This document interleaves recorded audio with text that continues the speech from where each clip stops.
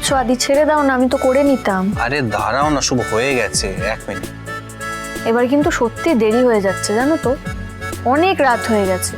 আরে 1 মিনিট দাঁড়াও না, বললাম তো করে দিচ্ছি। হয়েছে। ঠিক আছে বাবা, তোমার যা মন চায় করো। বাবা শুভ, আমি এটুকু তোমার জন্য করতে পারবো না? তুমি একা কত কিছু সামলাও বলো তো। তুমি এতদিন একা আমাদের ছোট মেয়েকে নিয়ে বস্তিতে ছিলে, ওখানে তুমি এক হাতে গুরুদেবের গুন্ডাদেরকে সামলাচ্ছিলে, অন্যদিকে তুমি সানিয়া রায়নার বিয়ে দিলে। তুমি এত কিছু যদি একসঙ্গে করতে পারো, বাড়ির ভেতরে বাড়ির বাইরে সবকিছু সামলাতে পারো, আমি তোমার জন্য এইটুকু করতে পারবো না? ঠিক আছে করো, যা মন প্রাণ চায় করো, আমি কিচ্ছু বলছি না আর। জানো তো শুভ, যখন তুমি আমাকে ছেড়ে চলে গেছিলে আমি সত্যি খুব ভয় পেয়েছিলাম যে আমি চিরকালের মতো নিজের শুভকে হারিয়ে ফেললাম। আমি জানতাম তুমি এত সহজে আমাকে ক্ষমা করবে না। আমি যে বুঝতে পারছিলাম না কি করে আমি তোমার রাগ মান অভিমান সব ভাঙাবো, কি করে আবার আমি তোমাকে ফিরে পাবো, কি করে আবার তোমার মন জয় করব। আমি সত্যি খুব ভয় পেয়ে গেছিলাম। একটা এসপার ওসপার কিছু করতে হবে গুরুদেব। এমনিতে ওই পডকাস্টের পর থেকে আমাদের ক্লায়েন্ট সংখ্যা কমে যাচ্ছে। তাছাড়া ওই মেয়েটা আপনাকে চ্যালেঞ্জ করে যে কথা বলেছে, এরপর তো আপনি সমাজে মুখ দেখাতে পারবেন না গুরুদেব। কি বলেছে? কি বলেছে বল, কি বলেছে? মেয়েটা আমাকে চ্যালেঞ্জ করে বল, নাহলে সব কটাকে জ্যান্ত পুড়িয়ে দেবো হবে। আসলে মেয়েটা বলেছে যে ও তোদের গুরুদেবকে গিয়ে বলবি আমার দিকে বা আমার পরিবারের দিকে যদি আর কখনো তাকায়, আমি তাহলে শেষ করে দেব।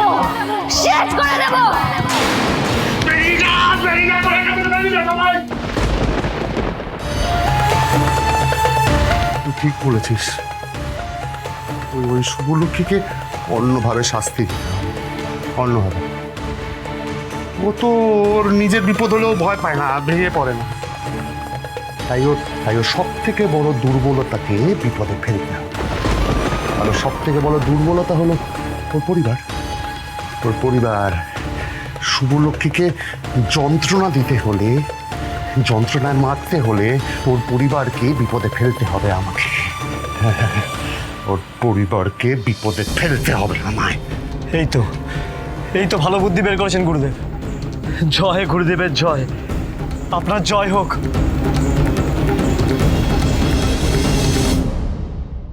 এত কিছুর মধ্যে আমার তো আদিকে বলাই হলো না যে আমি আদিকে কতটা ভালোবাসি। এত রাগ, এত অভিমান, এগুলো সব তো ওকে ভালোবাসি বলে।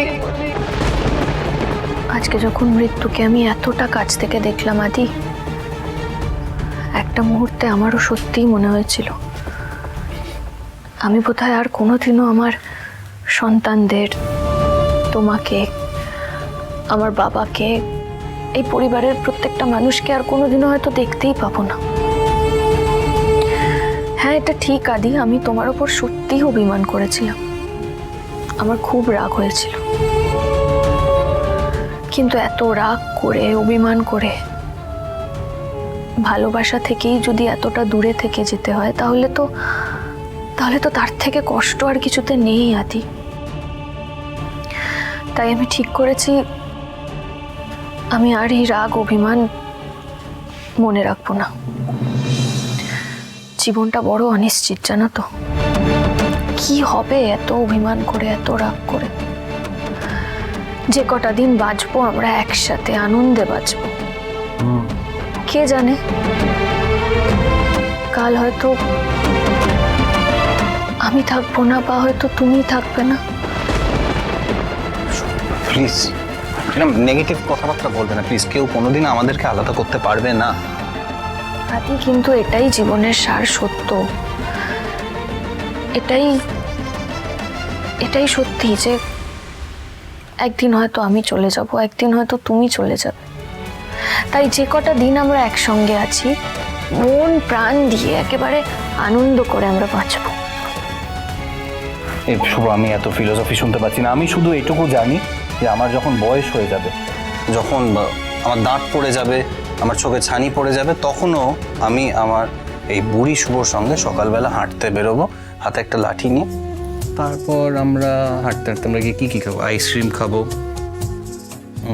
হট চকলেট, মোমো, আর আর কি খাবো বলো? ফুচকা, চুরমুর, কফি খাবো। কফি।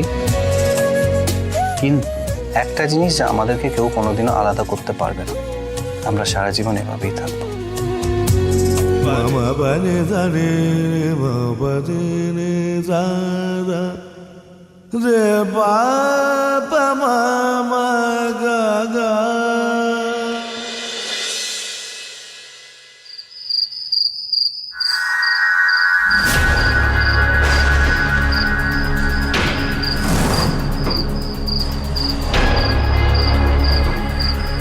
ভৈরব, ভৈরব,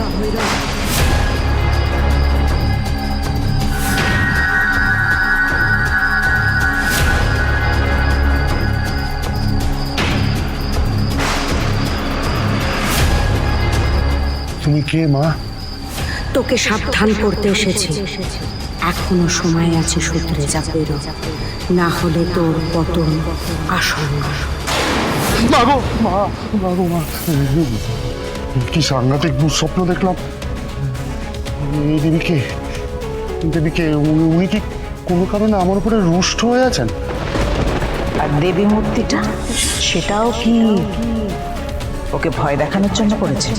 শুভলক্ষ্মী ওই মূর্তি পাওয়ার পর আমি স্বপ্নে দৈবাদেশ পেলাম। এতে এতে কোনো যোগসূত্র নেই তো মা? না না না না, এটা হতে পারে না। শুভলক্ষ্মী, আমি হয়তো দুর্বল হয়ে পড়েছি। শুভলক্ষ্মীর কাছে হাঁটতে হাঁটতে আমার মনের জোরটাও কমে গেছে হয়তো। কিন্তু না না ভৈরব, ভৈরব ভেঙে পড়লে হবে না, ভেঙে পড়লে হবে না। শুভলক্ষ্মীকে ধ্বংস করতে হবে। তোকে সফল হতে হবে ভৈরব, তোকে সফল হতে হবে ভৈরব। মা, মা আশীর্বাদ দাও, মা আশীর্বাদ দাও, আমি যেন সফল হই মা, সফল হই।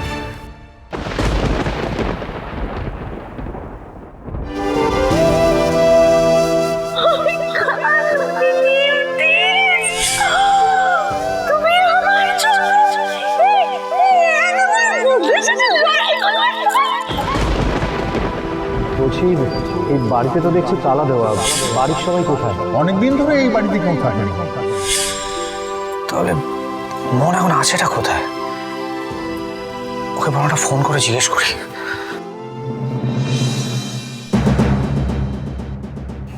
না না সমিত, ওকে ফোন করাটা উচিত হবে না। কিন্তু ওর সাথে যোগাযোগ করার কথাটা আমার মাথায় বারবার আসছে কেন?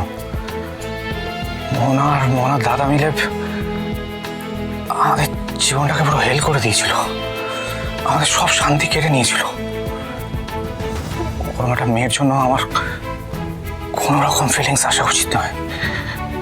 নো ওয়ে, একদমই না, একদমই না।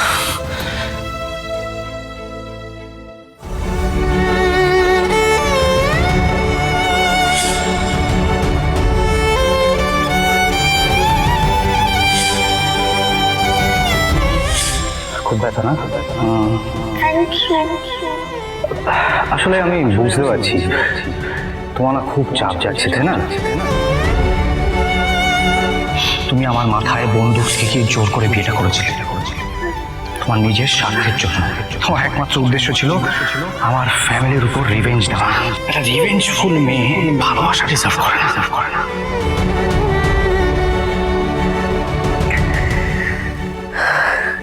কেন মোহনা, কেন এখনো এইসব কথা ভেবে নিজেকে মিথ্যে খুশি করার চেষ্টা করছিস বলতো?